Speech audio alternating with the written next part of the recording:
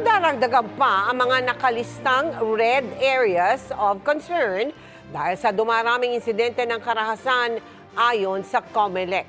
May bagong petisyon ding inihain para ipa-disqualify sa senatorial race si Congressman Erwin Tulfo.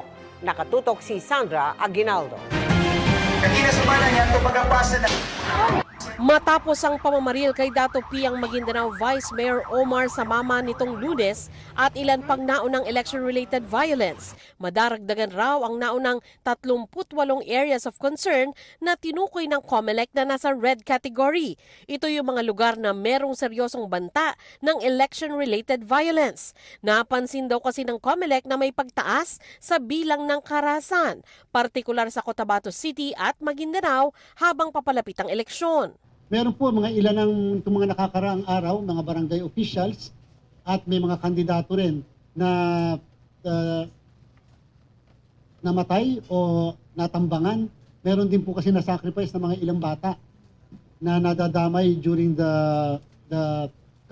yung pag-conduct ng ng violence. So medyo worried po tayo sa mga ganyang development. Bukod daw sa magdaragdag sila ng puwersa ng gobyerno sa mga nasabing lugar, gumawa raw ng hakbang ang militar at pulisya para himukin ang mga magkakalaban sa eleksyon na iwasan ang karahasan. Ito pong unang linggo ng Marso ay pupunta po tayo sa Cotabato City, sa kampo, dyan sa malapit sa tabi ng airport, sapagkat gusto nating saksihan, tingnan natin kung talagang pupunta sila lahat sa isang covenant signing para sa kapayapaan dyan sa Cotabato po. So lahat na naglalaban-labang kampo, grupo, pamilya, kandidato dyan po sa buong Maguindanao area. Pero aminado ang COMELEC, pinayagan nilang magdala rin ng armas ang ilang COMELEC personnel bilang proteksyon basta meron silang hawak na gun ban exemption.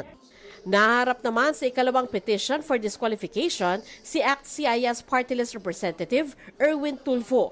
Inihain ito sa COMELEC ni Berteni Catalunya Causing, Graft Free Philippines Foundation Inc.